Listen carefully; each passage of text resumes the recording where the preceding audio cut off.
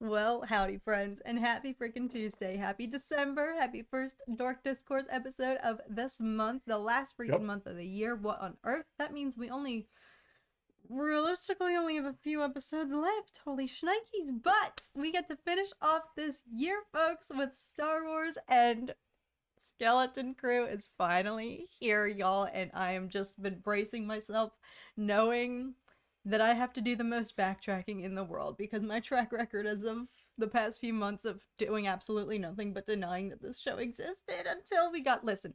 It was mainly following Star Wars Celebration.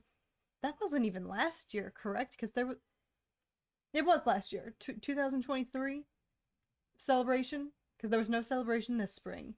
But was it in Mhm. 2023 when they actually released some form of trailer, teaser, or Yeah, something? I think so. Yeah. I think it was then, and they released a teaser trailer to the folks who were there, which is fine. It was exclusive, but then they didn't drop anything else, any other smithereens or morsels or crumbs or anything for the rest of us lay people who weren't there.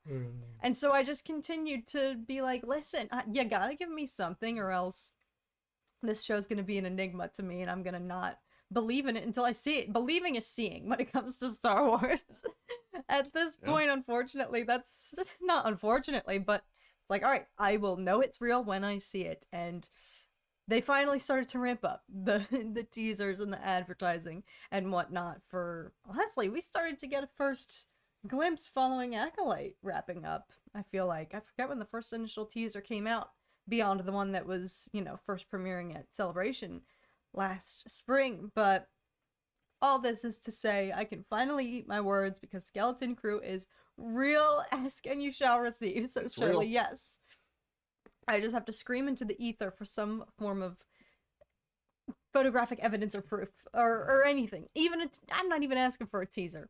Regardless, Skeleton Crew is very much real. Unless they cancel it after 2 episodes. Well, it's real for now, but I highly doubt that this will be getting canceled after the first two episodes based on, I Yeah, same think, here. I don't know. I don't want to venture to say because I've been curious. It's been hard to get a read on where everyone necessarily stands because I think this show is very. I think we were all curious going in, but I think one thing maybe we all had in common, particularly us adult viewers, is how much is this going to appeal to us? And I admittedly went in not underestimating it, but kept my mind open, but was bracing and accepting the fact like this might not be for me, and that's fine Yeah. because I'm the one to always preach that not every show, not every you can't like everything. And if a certain show is maybe going to be tailored more to the child or the younger audiences, that's perfectly fine too, and they deserve their content, but don't have to freaking worry about any of that because holy smokes, this show is amazing. This show is great. I think, in my opinion, Yeah. I mean, we didn't talk too much last night because I got right to editing immediately after viewing, but what are your thoughts now that I can get your Yeah. first impressions? Yeah. I mean, overall, good. I think it's good. I mean, I think we knew it is what we thought it was going to be, which is a Goonies and Star Wars, um, young kid adventure through the galaxy, which so far it is. I'll say what has impressed me most is in 2 episodes, the amount of world building and lore that they've Yes. added. Like now we have this planet, and I saw someone on X shout out Pedal Parrot 12 for subscribing. Um, I saw someone on X say, I totally forget who, but they said like we literally just got the Giver in space. And initially, Ooh. my head when I was watching it, I was thinking of like Wait. 1984 because of the surveillance and the controlled education and all that stuff. But it's literally the Giver because the Giver is like isolated. Um, you're told what to say and think, and it's complete. There's no other world outside of the Giver. Like I haven't read that in. I mean, I don't know Eighth when. grade? Yeah, Like, when I read that, but I saw it and yeah. I was like, that's completely right. That's literally the Giver, where we have these kids where they idolize the Jedi. They think that's still Republic times because he's got old Republic credits. So like I also saw someone say these kids think the Jedi are all still alive because they're trapped in Republic and they don't know anything about the greater galaxy. So we have a bunch of kids from this planet that everyone else in the universe thinks is a myth, and the kids don't know anything about the outside world, and they're afraid of it, and they feel like they have to be trapped on the planet because they're safe. And the dad is the epitome of that, because the dad is scared of grass. So you have this new planet that no one else in the outside world galaxy knows about it. The kids think that it's just completely forbidden to leave that planet, and they are still trapped in Republic times with their Republic credits. And so we're gonna basically see these kids like realize, oh wow, this is what the whole galaxy is like, and they're not gonna want to go home, or they're gonna go home and want to liberate their planet from whatever tyrannical droid government brainwashing organization is in control of that planet. So the lore is very, very, very intriguing. I love Emery's comment. I really like the first episode, and I think there's something wrong with that society. Yeah. Yes. Exactly. I think the biggest red flag, admittedly, it took me, and if you guys are watching my reactions, you're probably going to be like face palming, like Catherine doesn't get it yet. Admittedly, it took me until my rewatches whilst editing them to realize, oh, they think they're operating as if they are still in the Old Republic. I think I was thrown off by the initial title crawl, you know, kind of setting the scene about the New Republic and whatnot, but piracy is rampant and whatnot, so I was like, what? I admittedly did not grasp that they, in episode 1, it took me till episode 2 to realize, wait a second, but the first red flag for me was the freaking aptitude test that they take at age like 10 that then dictates your fate for the rest of your career on that planet. You have no other choices, no other options. I don't know if college exists for these kids, or they clearly don't know life beyond being a cog in the machine of whatever this planet is going on. So whether it's sinister and dystopian, as you've pointed out, I didn't think about it that way, but that's how it kind of feels. If you had to take one aptitude test at the age of 10 and then that's it. Yeah, and then you're set on your path for life. It's like what's that, Divergent or Maze Runner, or what's that other series where it's like that, where you're assigned your career like at birth and you gotta stick to it? You know, you're right. That is a big like it might YA. Be Divergent. I don't think it's Maze Runner. I never read Divergent, but that is a very big young adult like literature trope. Bring that back, yes. Bring back the YA themes. But yes, that alone was fishy to me. Like, okay, there's no sense of freedom here. So you guys will notice, and I'm just warning and disclaiming ahead of time, that if you see my reactions, it takes me a hot minute to catch on. So apologies for that. But all that is to say, if this is sinister or not, whether it's the orchestration of whoever's running this place, you know, they refer to it as the great work. That's basically their life objective, their life goal for everybody here, to be a cog in the machine and serve the great work, contribute however they can in that regard. But whether it's sinister or whether it's orchestrated or they're completely oblivious for some reason, but I question that. I question whether or not the Hunger Games, they're all in specific sectors. Yeah, now I just want to be on a YA kick.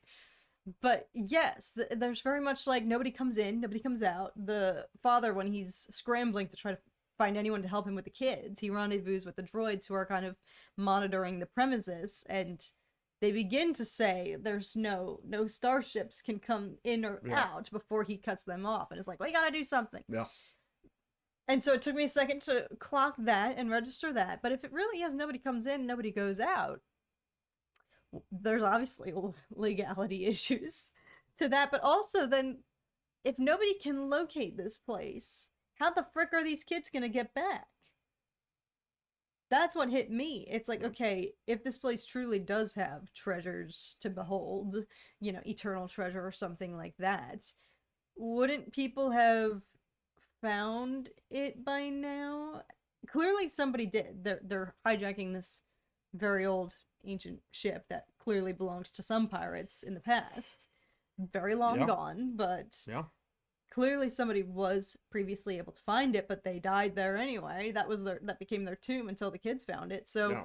I mean, it's clearly setting it up like the pirate class of the galaxy thinks this place is a myth and treasure to be sought after. So, like, yeah, the pirates, that ship they found, probably were hunting for this treasure, and they found it, but then, like, they entered the airspace or whatever, and then were shot down or vaporized or something. But And how is then the they ship crash land. still Well, I don't know. I mean, clearly it operational? was a crash land of some kind. Oh shoot, I didn't read into it this far. But I mean, it seems like the pirates were like with the lore they've set up, like that ship of pirates were going to this planet in search of like treasure and treasure planet, but then they never made it out. But it was clearly a long time ago, so that's probably why all these other pirates are like, oh, that planet, like it's legend, it's not real. Just like how True. Rey in the sequels are saying the Jedi were real, they're just legend, they're a myth, yada yada. So over time, like at this point, at this period of time, I mean, we're talking, I mean, at least 25 years since the fall of the Republic, if it's right after Return of the Jedi, but it seems like it's further after in the New Republic, so probably 35, 40 years after, perhaps, maybe. So Sal, okay, thank you for articulating what I've been afraid to say. This kid's dad in the show is literally the worst father ever already, and I know Darth Vader exists. Okay, thank you. I feel like everyone is dunking on this poor kid, his father included, but I guess it's because if you grow up in such a rigid society like this where there are structures and tiers and roles and you have to fit in somewhere and you can't create your own niche or whatever, your own path, and you must fit into a perfect cog in the machine to serve, otherwise you're useless. You know, I know when he's in detention and he's awaiting trial before his dad chews him out and he meets Fern and she asks him what he's in for and he explains to her, and I know she kind of tells him this little like fantasy joke, like, you know, of, oh, the last kid who failed his assessment, they took him to the basement and they never saw him again. But like that wouldn't put it past them. Yeah. If this is the sole purpose of the society and somebody fails their assessment, and if there is something more menacing going on, okay, what would your first thought be if you fail? All right, I'll just bail and go off world and go somewhere else if I can't fit in here. Well, clearly not, I guess. If they, I don't, that is to, remains to be seen whether this is all a facade to mask something or whether they're unknowingly, for some reason, having zero contact with the outside world. Regardless, that is a really big spin that I was not expecting for this show. I thought it was really gonna just be centered around the premise of Jude Law chaperoning these kids. They just have to get home now, but this adds so many more layers to it of, is it possible for them to even get home? And what's gonna happen when they do, now that they've gotten a taste of the real world? Yes! Oh my gosh, Charlie, thank you for sharing that. I was watching Father and Son Galaxy Star Wars channel, and they got to interview the cast. Nice. Yes!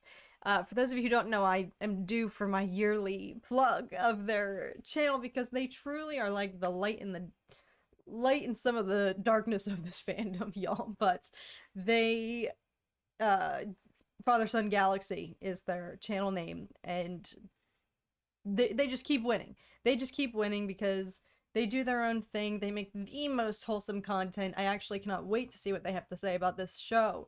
And they've just been working so hard and get all these wins consecutively. They get to interview, as you pointed out, Charlie, they just interview the showrunners and the cast for Skeleton Crew. So I'm so happy to always see them getting to talk to all of these amazing people and the creators and the talent behind, you know, the performers and everything. But yes, I highly recommend, if you're looking for an added dose of wholesome, genuine content on top of this show, which is so wholesome and genuine, they are absolutely, that's the perfect combination, which is why I cannot wait to go and see what they have to say, see their reviews about this. But Sal asks, wanted to know if you saw Wicked. Thank you for reminding me, because we need to buy tickets, because Tom is actually expressing interest in seeing the musical version, which is Oh. now on tour in LA. They could not have timed it better. Shout Yeah. out to whoever did that. That's not a coincidence, I'm sure. But So, are you willing to share the reason why you're excited to see the musical version? I don't know the reason. What's the reason? Playing a flying monkey in the second grade. Am I allowed to share that publicly? I don't care. I don't care. It's fine. Every kid is in plays.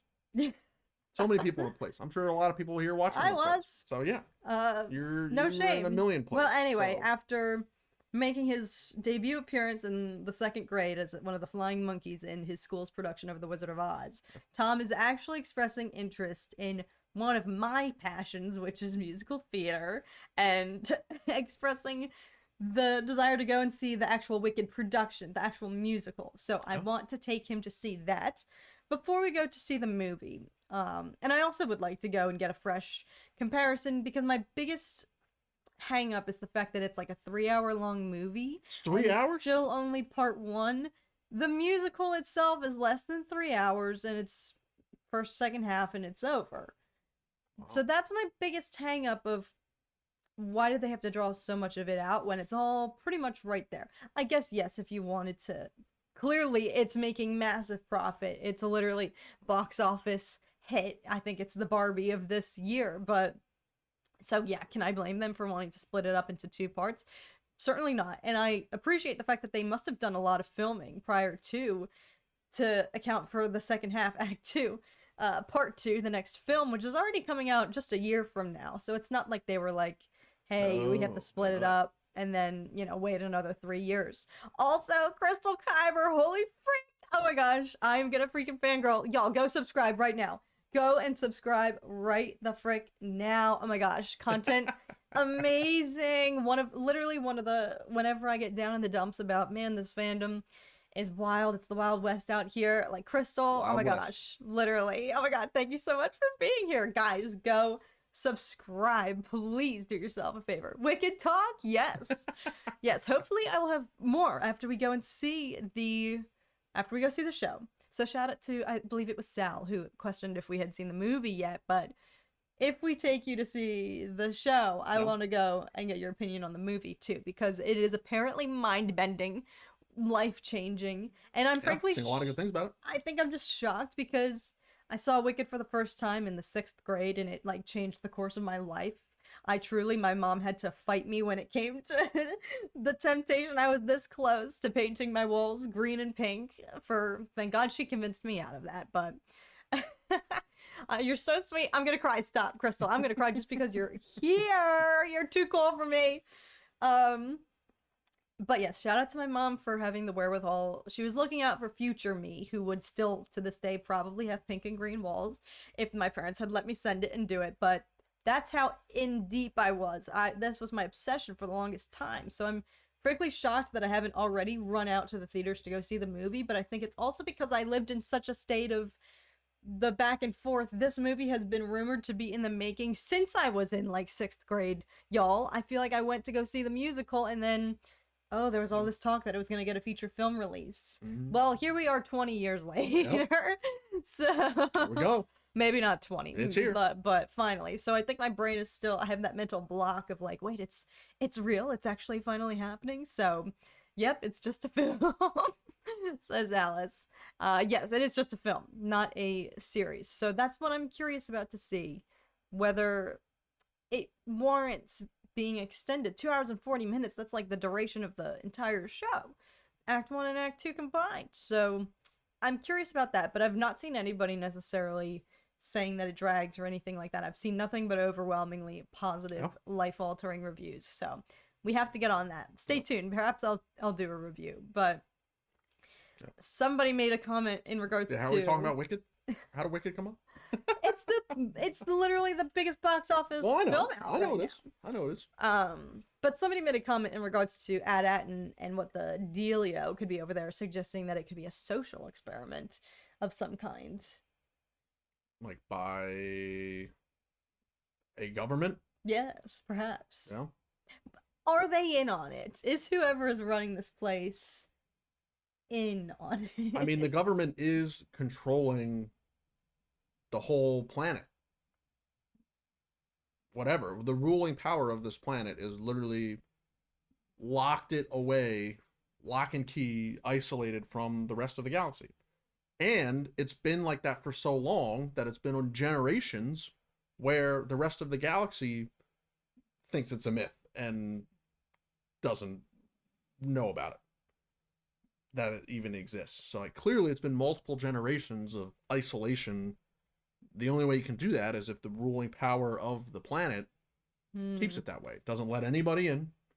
So it's just constantly blocked off so no one else can come to the planet.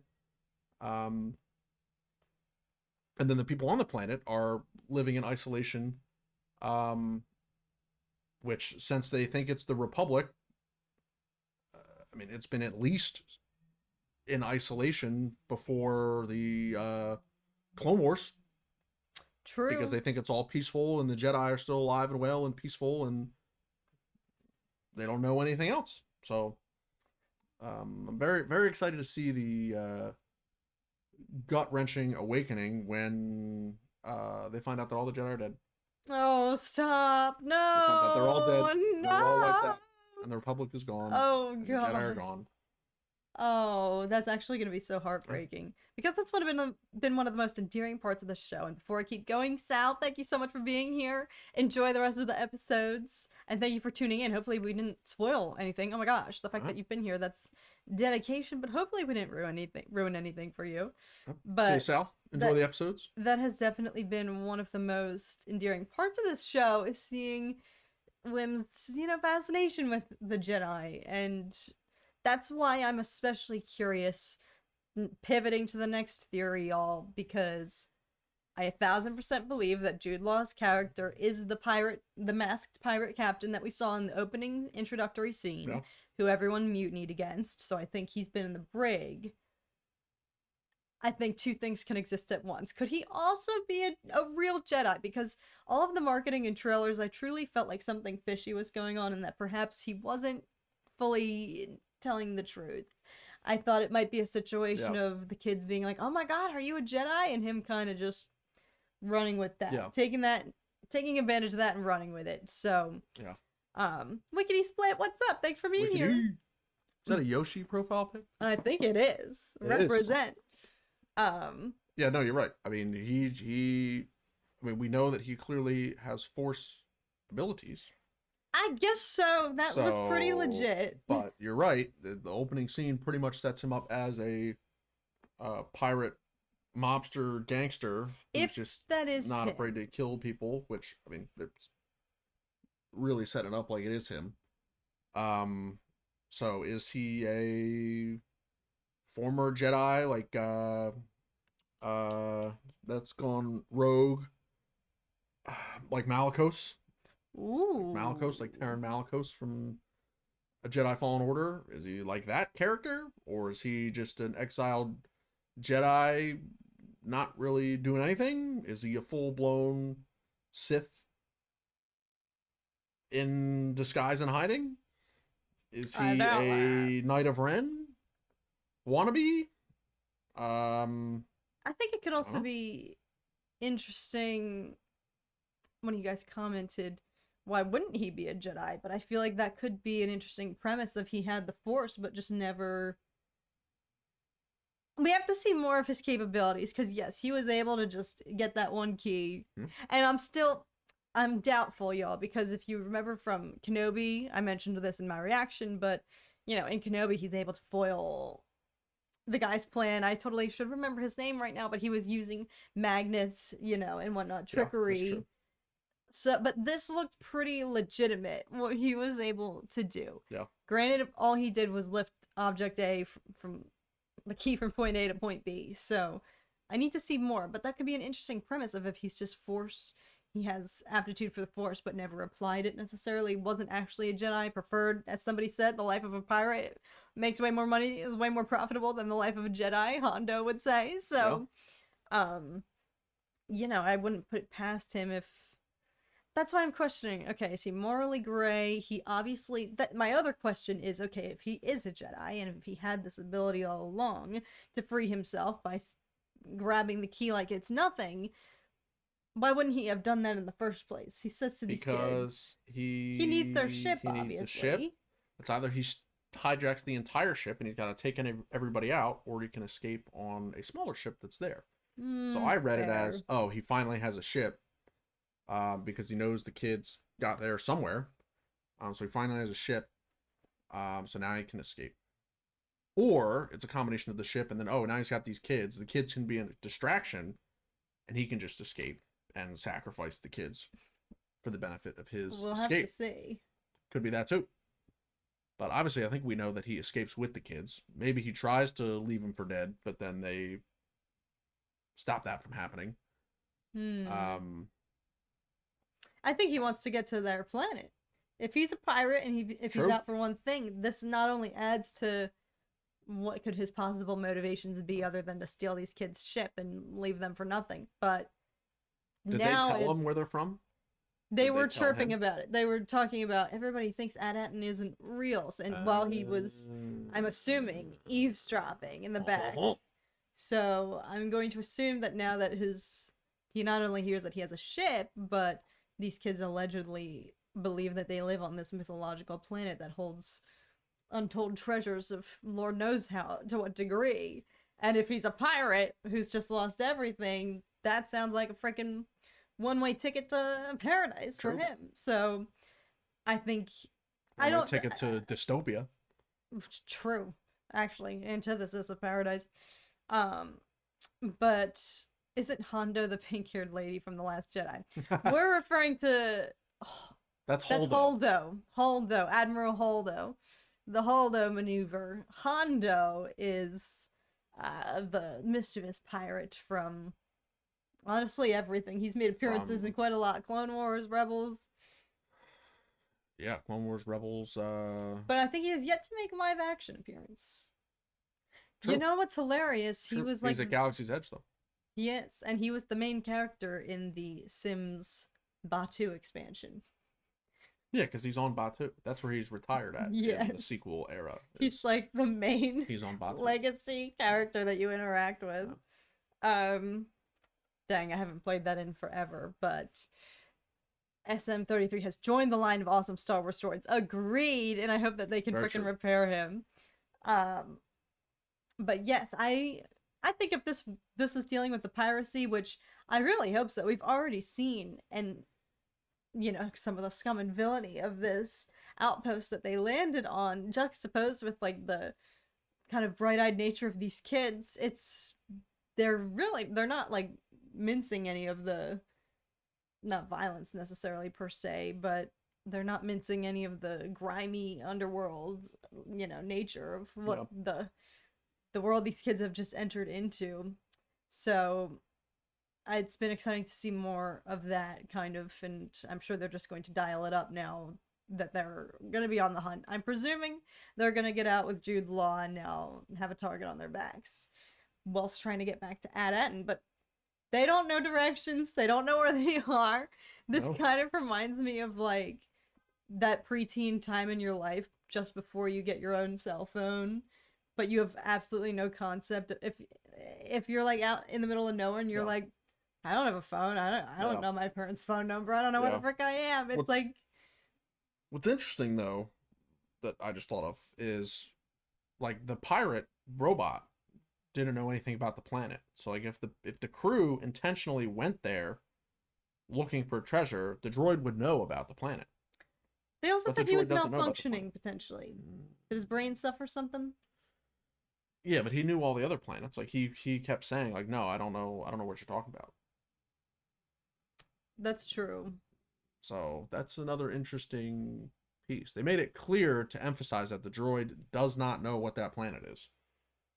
Maybe somebody wiped his memory before this, because he was also in hibernation mode for a long hot minute.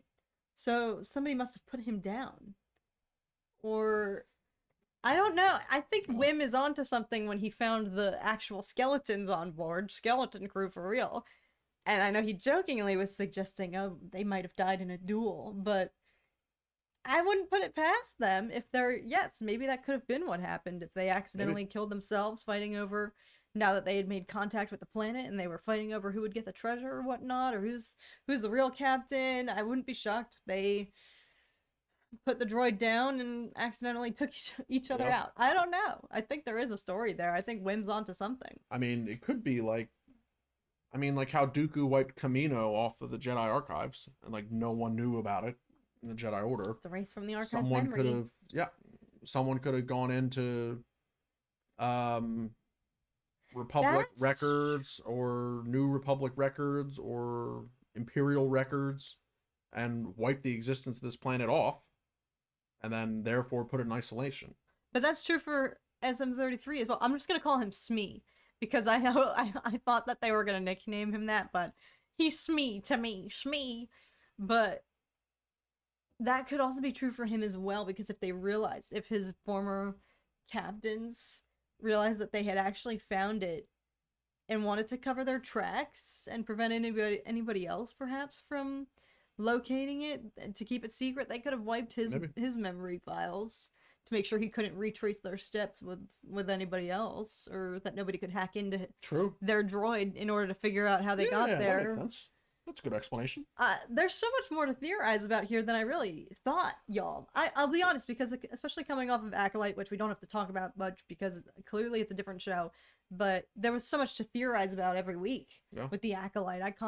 There's so much mystery, and I was able to just have all of us had lots of different ideas and conspiracies or whatnot. There was so much mystery, and so I was curious if that was going to be the case with this show as well, and surprisingly there is an equal amount to toil over, and the mystery, and of course the biggest one still being, where this moral compass stands for Jude Law's character, and whether he's going to be morally gray, or the journey that these kids are about to go on. But I unfortunately think one thing's for certain, which is that Wim is about to have the utter heartbreak of learning that the Jedi aren't who he thinks that they are. They're dead. That's what he thinks they are. He thinks that there's thousands and thousands of them and they're all alive. Yeah, they're dead. He's got a lot of double whammies. The reality is, it's not a morality question or are the Jedi good or bad or anything like that. It's they're all dead. Well, this guy who's saying a Jedi, with Jude Law saying he's a Jedi. Oh, and he does. If he embraces that title and then he goes and does shady stuff, that would tamper with Wim's idea of what they're supposed to represent. Yeah. But yeah, he's got a double whammy coming when he learns the real truth. R.I.P. So thanks, Anakin.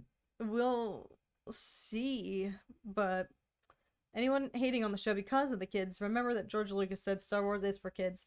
And honestly, I think I see absolutely nothing. Yeah, sure. Could you make the argument of, I'm sure there's people in this fandom who are like, nobody asked for this, blah, blah, blah. All the adults who want shows that are catered just to them. Yeah, would we appreciate an R-rated Darth Vader series where he's snapping necks and going to town and it's on the level of John Wick or The Penguin or Game of Thrones levels of maturity? Like, frick, yes. We would take that any day of the week.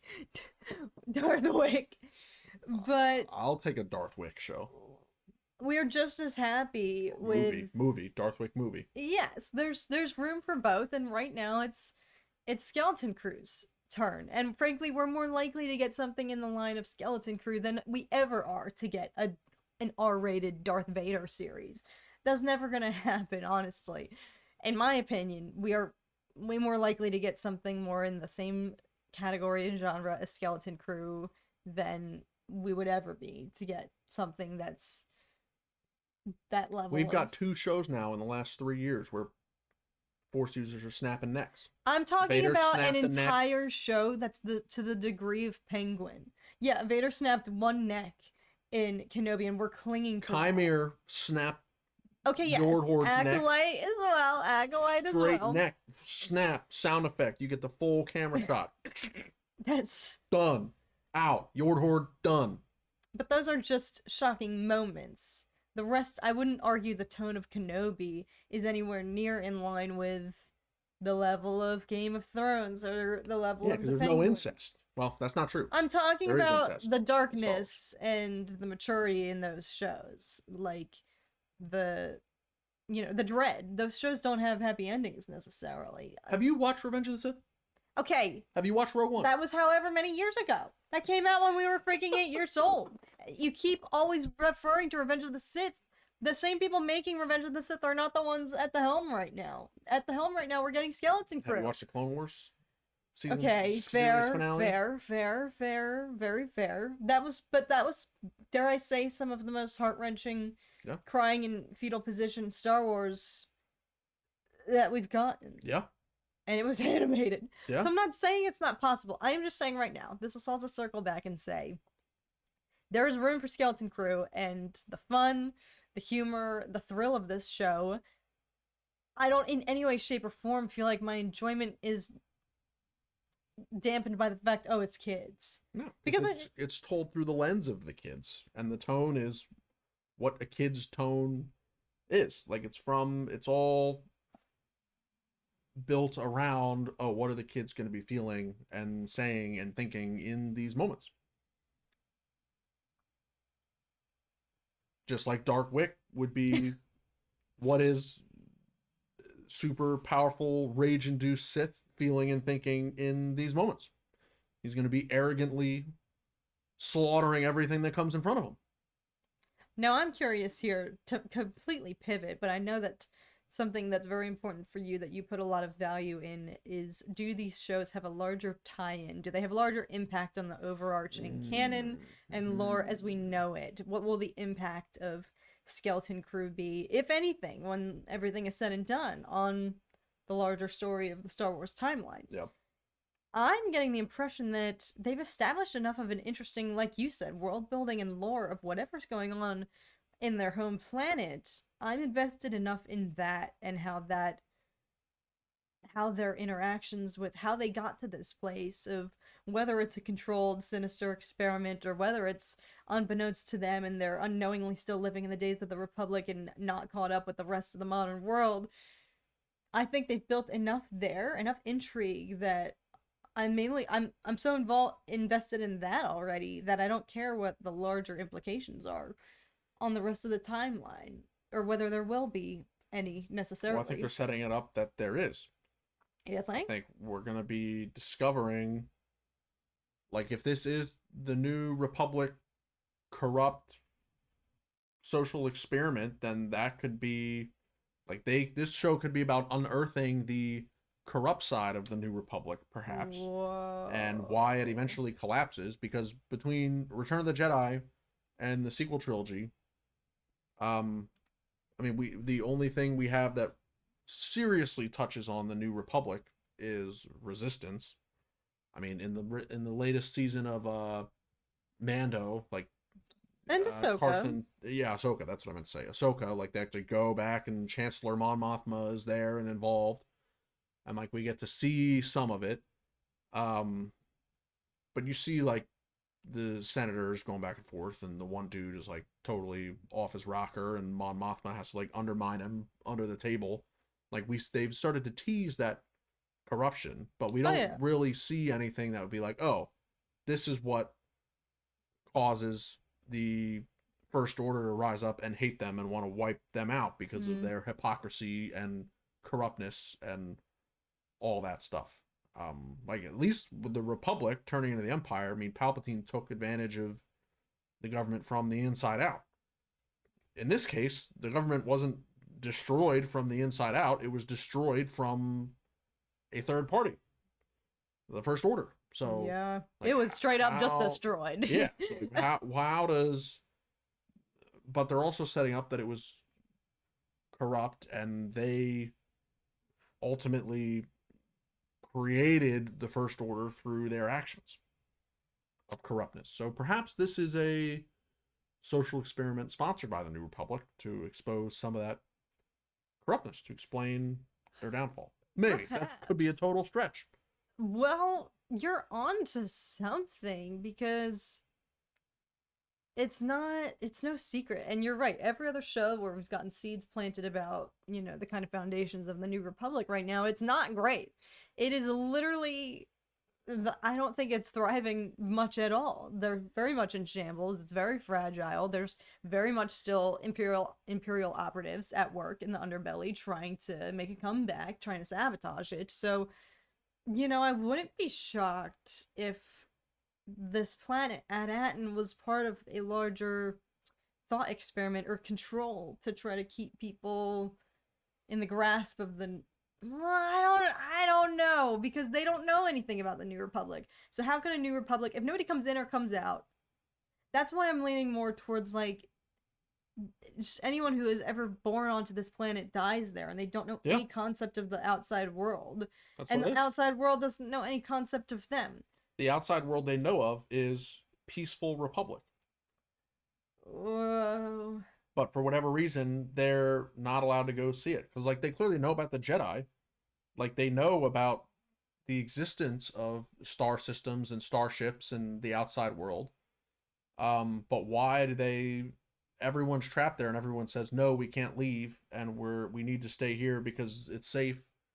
Anywhere but here is dangerous. Like, why do they think that? Why are they in that headspace? But, like, they know the existence of things outside of the world, but in the things that they know, which is Republic time, they don't know anything that's happened after that, presumably. So why is it like that? Who did it? Is it the government? Who did this? Is it planet government? Is it an organization? Is it Plagueis? Okay, don't get too carried away. We were on to something and then Is it typical fashion. Mace Windu? What on earth? Okay. It's Mace. Mace is behind it. This is his form of vengeance. Yes. He just pulls a WandaVision and holds hostage this entire planet of people to serve as their overlord and believe that the Jedi are still in existence. But so yeah, all of this, I didn't even think this conversation was going to spiral this much into the theories here that this is planted, but that was such an unexpected element of this show that only enriches it a little bit more and gives us something to like think about and theorize about, which I'm happy because I still enjoy the elements of the kids and their shenanigans. I think they're also doing a really good job of what? It's The Rock. It's The Rock. Dwayne's going to make his Star Wars appearance, and he's going to be the overlord of the planet. Nice ASMR, says Charlie. Yeah, you really got up in there with the whisper audio. What are they hiding? Exactly, Sean. But I think all of this conspiracy aside, whatever dystopian-ish is going on with these kids, something larger is looming, but I love their dynamics, the all the kids' personalities meshed together. Each kid kind of has their own thing going for them, and I think that one thing they've done really well is they nailed that humor from that. Like, it feels applicable and it's still enjoyable to watch as an adult. And this is something I guess I keep referencing it because it's fresh in my memory and it's the latest piece of media I watched that's focused on teenagers or younger, kids. It's like, you can still enjoy that content as an adult if they nail the humor and their interactions. Yeah. If you're watching kids content and it's very clear that that's not how a 10-year-old would talk today, then it's going to be like insufferable, but it feels very genuine and real to me. It feels like Percy Jackson. Yeah. Percy Jackson nailed that. Yes. With their humor. It feels the same. Yes, another show that was focused solely on kids, but equally enthralling. Granted, it was balanced. There's adult characters in that as well. And I'm sure that's going to be the case here. I'm sure Jude Law is maybe not going to be the last adult character chaperone that we meet for them to, be dodging or that's going to be assisting them. I'm sure he has allies elsewhere that we might meet, perhaps. Somebody brought up a good point, the episode of the pirate from Mandalorian. Who knows? That is the biggest question. Where in the timeline does this coincide? At this point, Mace Windu's probably like 80, 90 years old, so he'd be a nice grandfather figure for them to look up to in the show. Cowboys fan 92, what's up? The show's so good so far. Love the entrance of Jude Law. Yeah, it's great. Go Cowboys. They're going to go on a run the rest of the year and make a wild card spot and then win Super Bowl. So, oh, that's hilarious. I'm with you. That's hysterical. Yep. Sal, just know that I was rooting for your Giants with you last week. Oh, speaking of, we never really followed up on happy, very belated Thanksgiving Yes. to our fellow Americans. Hope you all enjoyed a restful and relaxing week. If you were able to take some time off and spend it with family, I know a lot of people still worked. Holy shnikes, we went to Las Vegas, and We did. I was shocked by the sheer amount of people who were there. Like, it was just a normal day, which granted we were contributing to that by being there. Yeah, Like we were there. we were there. We were there too. But it was just, I did feel a little bit like guilty before our trip of like, oh, are we contributing to the fact that some people in the service industry have to, wait on whatever tables we go to at restaurants or whatever? Like, are we contributing to that when these people deserve to be at home on Thanksgiving with their families? But if we weren't there, it wouldn't have made a difference. Like, holy smokes, place was poppin'. So stay tuned, y'all. We filmed a Vegas 2.0 vlog. Yes. I have another vlog that I just finished editing yesterday that's gonna go up tomorrow. Another vlog after that, and then the Vegas vlog. So y'all are gonna just don't get used to this because my life is never anywhere near this exciting. But please, begging you guys, the OGs who are in here, who always are, please go watch my vlog tomorrow because I'm so scared it's going to perform terribly because it's one of my niche interests that has nothing to do with Star Wars or anything like that. And it's a little bit random. I've mentioned the topic on the channel before, but it was just please watch it. You made it because you want to make it. I did. Even if it just has like the 5 views you have of it while you're editing and no one watches it, you still enjoyed making it. And you still enjoyed traveling and getting the experience. Yes. So even if no one watches it. But please do. Please, I need your help. Please, I need your help. Lots of mashed potatoes. Family ate way too much. Had 2 feasts, one with my mom and one with friends. Yo, that's the best. Nice. When you get double meals. Nice. Frick, yes. Many pumpkin pies died. I'm turkeyed out, says Sean, and it's already Tuesday, the week after, but yes, it can last. It can last that long. Looking forward to those vlogs. Thank you. But also, as I was saying, do not get used to them because I feel bad like this is misleading because I'm literally going to go from posting a vlog about being in Prague, Czech Republic, to then a vlog about being in Las Vegas, and that's not how my life usually is. Well, so you don't were get in it both twisted. of those spots in like 3 weeks. But so. that's not usual around here. Listen, I wish my life was exciting enough that I could post regular vlogs. Like, You don't have to travel anywhere to post a vlog. I know, but my life is people have boring. entire channels of just wake up and stream them walking to get groceries. Would y'all even enjoy that? Grocery shopping with Kat. No. You know, because our local grocery store is a madhouse, so it would be Alice, this is we'd be why I hip love checking you. people into the aisles. Of course we're gonna watch the vlogs. You don't even need to ask. Thank you. But I enjoy the vlogs because it's something different. I can be a little more creative with the editing, try some new things, and it's different from just the formulas of the reaction videos and whatnot. Going shopping with Kat, heck yes. See? Maybe. Listen, art vlogs, yes, that is one thing that I really want to start implementing around here, Sean. So that's the goal for Art vlogs, 2025. Just live stream while you're making the art. Yes, That's another idea. that is that another, we've been talking about. indeed. So. Or as Stone Cold Steve Austin would say, hell yeah. Hell yeah, brother. Is that what he sounds like? Well, that was a mix of Steve Austin and like Hulk Hogan. So. Oh, okay. Hybrid. Gregory asks, speaking of 2025, are you guys excited for Andor Season 2? Abso-freaking-lutely. Especially because they are integrating now. We're coming up on kind of the what the frick is the timeline of Rogue One, and so we're going to be getting some of my favorite characters in all of Star Wars. Director Krennic and K2SO are about to be in this season. So I'm so stoked for that. And based on Season 1, I have no doubt that it's going to be absolute fire and flames. Yeah. Still need to rewatch Season 1. Should probably do that soon since I think Andor's coming first quarter of next year. No, fact check me on that. I think I just lied. Because it's Celebration. Is that right? considered the Isn't that second when quarter? Yeah, April, the second quarter. That's still the 4th month in a 12-month year. That would be third. Frick. 4, 8, 12. Whoops. 3, 6, 9, 12. Luckily, somebody else So- does the math in this relationship. Oh my goodness. In real life Um, golf vlog, that would be incredible. Kat actually has golf clubs now, so she could do an in real life You golf guys vlog. will get some listen. It's true. Stay tuned for the Vegas vlog. There might be some in real life golf There's content definitely in that vlog. So definitely some IRL golf content. I hope you got some of the clips of me actually doing well. stay tuned. No. Stay tuned for golf footage. So Don't try to do math, says my mom. She's like, you just don't hurt yourself. You just sit there and look pretty.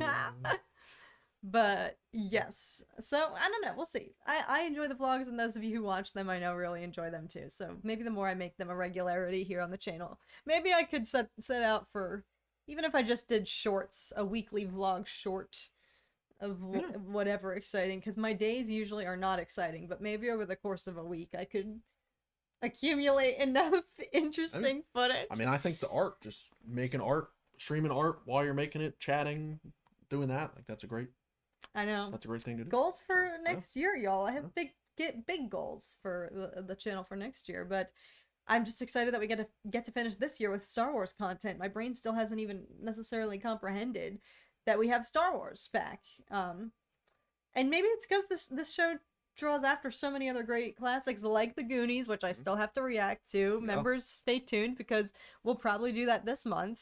If not, maybe this weekend, perhaps. But another incredible classic film that I think might be one of my favorite movies of all time, Stand By Me. Like that film, I'm getting similar vibes there. And one thing about that film is it deals with, granted that was already in Stand By Me, they're already like a solidified friend group. You know, they're already like the best of best friends, versus the group here, you know, Wim and Neil are obviously besties, and the two girls, Fern, and I'm blanking on the other one's name, but she's like my favorite character because she got the really cool visor. If anybody remembers it, KP I think is her name. You know, they're all kind of unlikely friends, you know, that have been thrown together in this situation. But what I love about Stand By Me is it explores, you know, the best of friendships, the literal strongest friendships that you really only ever get once in a lifetime, and it puts them to the test, the trials and tribulations that they face. I think the same is going to apply here, but I think they're going to come out on the other side. They're all unlikely friends, but they'll come out stronger. KB, thank you, Andrew Akers, thank you. There we go. Gregory asks, curious, what was your first reaction to the first time you saw Rogue One? Complete shock. Just complete mind-blowing, blown away. Yeah. Guttural shock. Still, to this day, that is the greatest movie theater experience I think that I've ever had. We were literally like begging other people to come see it with us. We were like, you have to come and watch this movie. And really everything Scarif and beyond. I mean, the ending is just so incredible, and then obviously the greatest surprise in cinema history, maybe ever. The Vader hallway scene at the end of that movie. I mean, so good. But I always say that, like, even if it had ended and we didn't get that moment, it would still be a good movie. Still would be a good movie. But it's it whole puts it over the edge. Echelon of incredible film because of that ending scene. It just is. And that's not a knock, because they included it and it's incredible. So that's not a knock at all. But yeah, watching that in the theater for the first time was undescribable. Absolutely. My kids even loved the experience of Rogue One, says Andrew. Yeah, no, it's for a film that starts off, and I never was in the camp of like, oh, this is so slow, I'm not interested. I was interested right out of the gate with that movie, and I never felt like it dragged or was slow. I cared about all the characters. I didn't mind that they had to do some world building and that we were jumping all over the place in the beginning with the exposition. I loved it from start to finish, but I can see the accomplishment of it took a storyline with completely unknown characters. As I was just saying now, some of my favorite characters ever from Star Wars were established in that movie. My dad fell asleep for the first half of that movie. No. In the movie theater. No. It's like me with Dune. You know what? Everybody deserves a second chance. Yep. Yep. Yep. All right. I'm gonna get a poll initiated here, folks, because I forgot, but I actually have an idea for one this time. Okay. Unless you have a different one.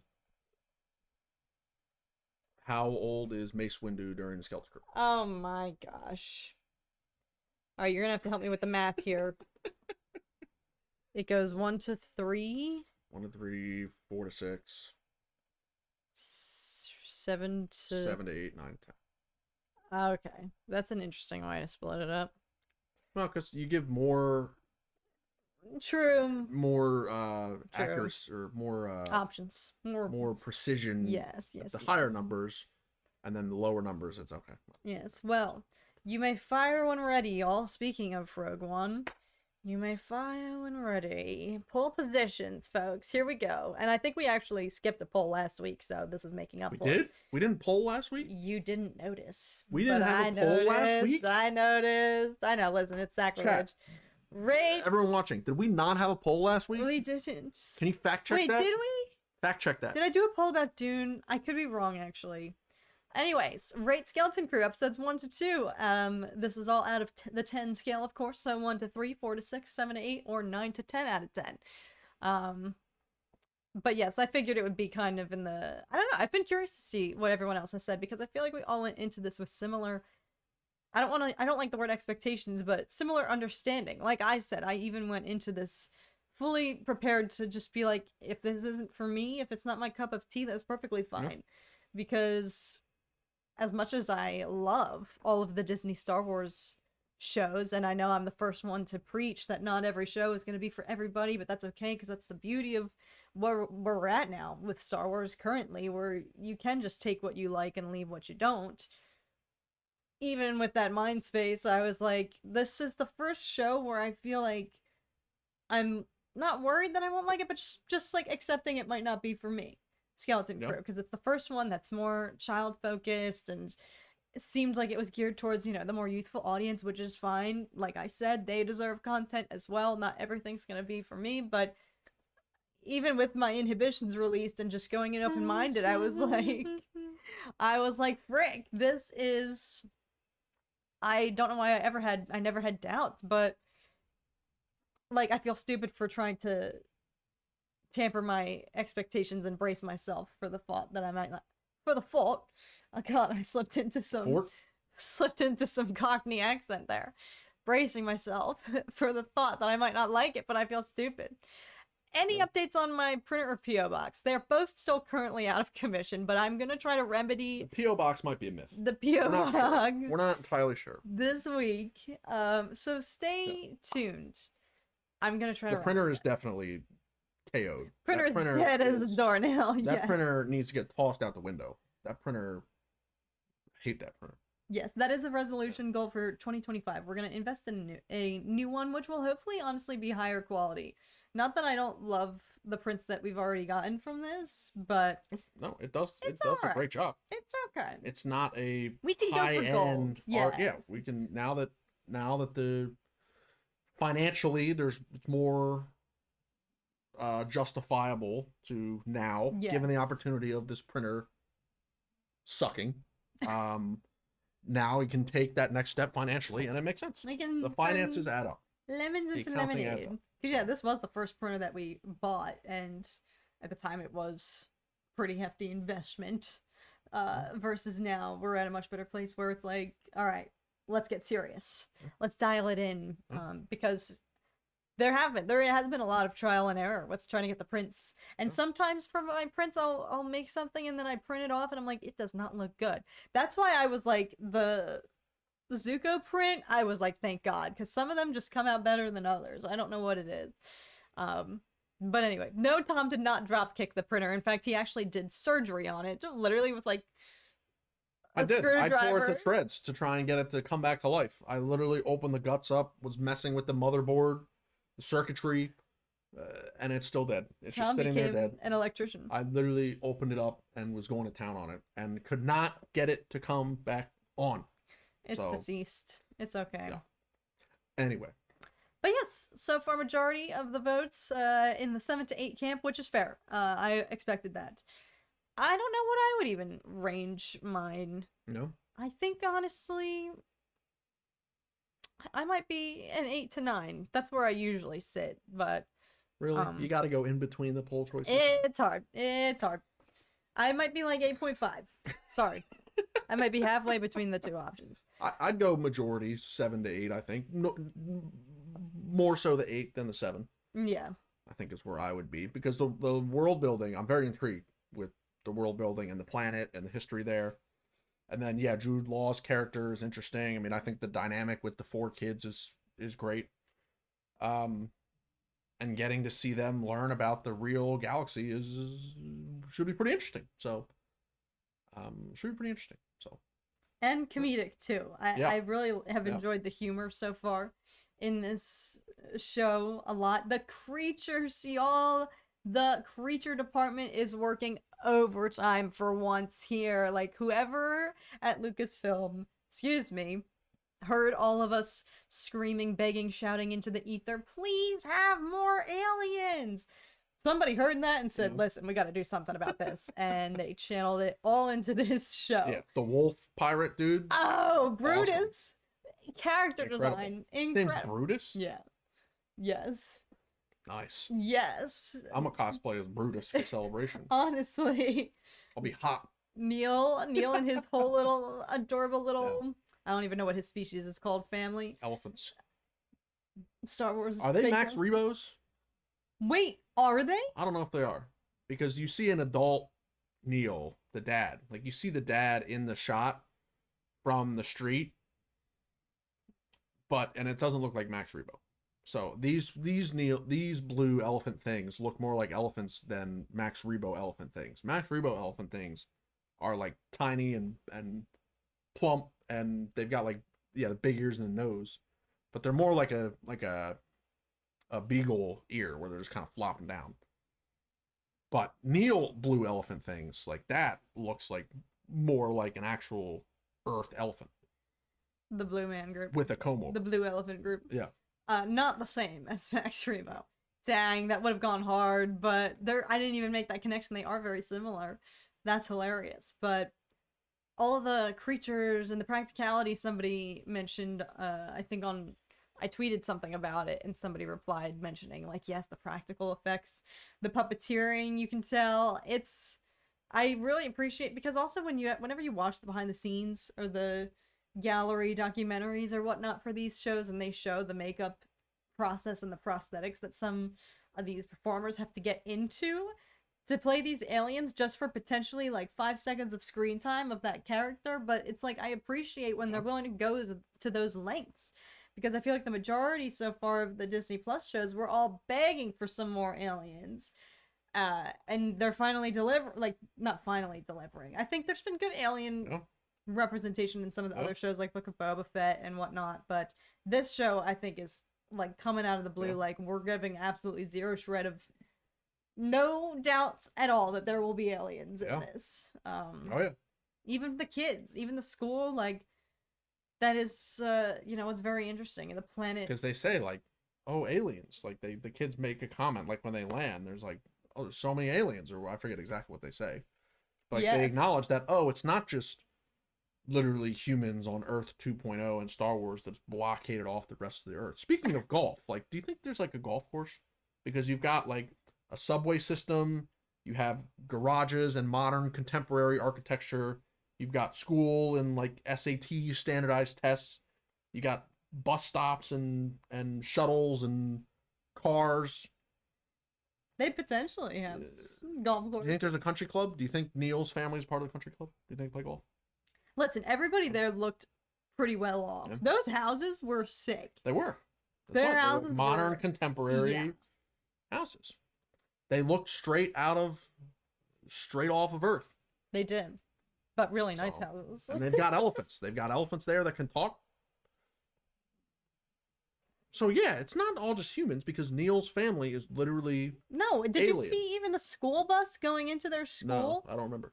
Oh my god, there Was there a was lot an of aliens? alien in Okay. every other scene. Initially, I was thinking it was like, oh, it's just all humans, but that's Except a for total lie, Neil. because Neil is literally a blue elephant. So Thank you, Charlie, for reminding us. Actually, before you wrap up and sign off, would you like to shameless plug some very exciting news for Tom's channel?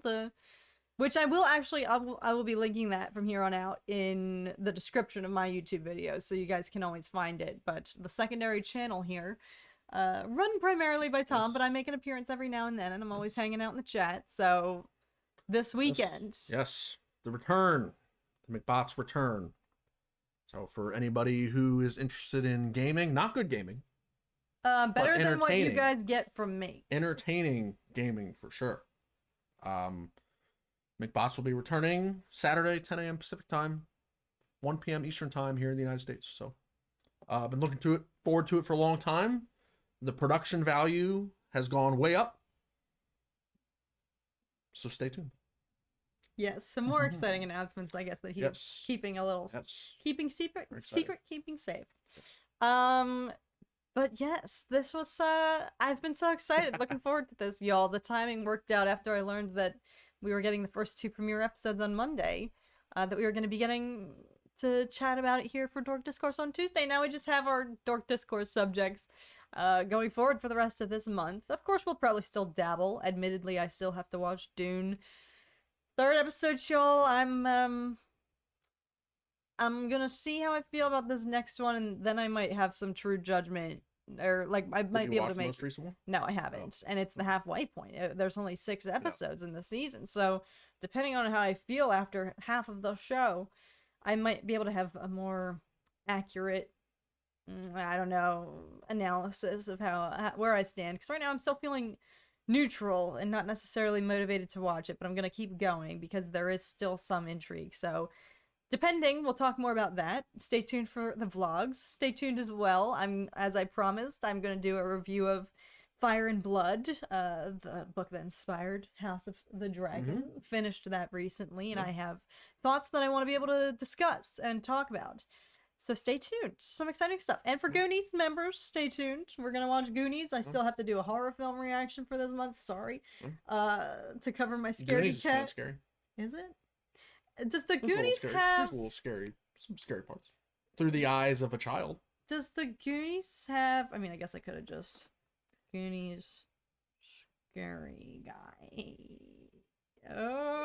Goonies scary guy? Him! Yes. Ah! Yes. Yeah, so like through the eyes of a kid, you meet that character and they're like, ah! They're freaked out. But no, Goonies is not a horror film. By any means. Yeah, no. Not a horror film by any means. We may be doing potentially It Chapter 2 to keep in theme of... Well, that's not kids anymore, so... I love Dune Prophecy Says I'm Ready. Okay, good. That's good to hear. Like, I really actually wanted to consult you guys and see what my peeps were saying, see how everyone else was feeling, my fellow Dune fans here. So, hopefully after this week, I'm, like, converted. I'm on the train, but I need to be fully left the station. I'm still waiting, so... but that's really good to hear, and I'm happy to hear that. Goonies is great. Yes, I'm very overdue for that reaction, and I think it will be fun to coincide with the similar vibes of the show here. Yeah, it's good timing. Yeah. It is. So stay tuned, y'all. That's a little bit of the docket for this month. But happy, holy frick, December. Once again, happy belated Thanksgiving. I hope you all enjoyed. I think it's Hanukkah right now, actually, as well, is it? I don't know when it starts. Hang on. It's usually... It Hanukkah. Yes, it is. Thank God for the Google AI. Wait, no, it's not. Thursday, December 7th, and ends on Friday, December 15th. Google AI, what the heck? So Gemini was just lying through its teeth. Yeah, Thursday, December 7th. Well, that's from 2023. When is it? So this is so bad. Look at me trying to be inclusive of everybody's holidays, and I'm like, hang on. Wait, what the freak? Oh God, I'm so early. Wait. That is late, no? It is. Why does it start on Christmas? What? I'm not... Does it change? I guess it has to change because those dates are completely different from I have no idea. So... I'm so sorry. I just botched the crap out of that. That's what I get for trying to cover all the ground. I swear I could... You're never going to be able to cover all the ground. I know. Dia de los Muertos, Kwanzaa, Hanukkah, Christmas. There's a lot. There's a lot going on. President's Day. So just erase the past 30 seconds from your guys' memories and pretend that I got it right. Anyways, thank you guys so very much for watching. I'm so happy that Star Wars is back and enjoying Skeleton Crew so far, and I'm really looking forward to the rest of this season. So I hope you guys are enjoying so far as well. But thank you so much for joining us for our little recap. Perfectly timed. I was so excited to have Dork Discourse following the premiere. So it was great to catch up and be able to share our thoughts. My reactions are now both live. Sorry for the delay. Yes. Nice. We were hustling today, folks. We were locked in, but now we have 8 days. I have more than a week. Well, a week as of today to decompress. Was anybody else so freaking thrown off thinking that it was Tuesday all day yesterday because of the premiere coming out the day earlier? Yeah. It was only Monday, and I kept thinking it was Tuesday. In the evening, we went to go put TV on, and was like, Tom said, "Oh, put the what teams are playing? What football game is on?" And I was like, "What the frick are you talking about? It's Tuesday." Oh, it threw me the frick off. Disney Plus, please don't do that again. I enjoyed the early premiere, but it had me bamboozled all day long. Is it on Mondays going forward, or is it on Tuesday next week? It's Tuesdays. It's Tuesday. It's every the rest Tuesday. Of the show? Yeah. Why they do Monday this week? To throw us off. Because they wanted to have the premiere at the same night in Galaxy's Edge. Oh, maybe. Wasn't the premiere like the same night it came out? It was. I don't know. Well, it was Tuesday for me, so Dallas. I'm glad. Yes. Glad you were not discombobulated. Yes. But Tuesday in the Eastern Hemisphere. There we go. Speaking of Tuesdays, we'll see you guys next one. Same time, same place. But until then, I hope you guys are doing so well as always. Hope you have a great rest of your day, night, morning, evening, 3 a.m., wherever you may be. We appreciate you being here, hanging out. Always a good time. And we'll catch you guys again very, very soon. Yes. See some of you all on Saturday. Please watch the vlogs. Love you guys. Thank you guys. See y'all soon.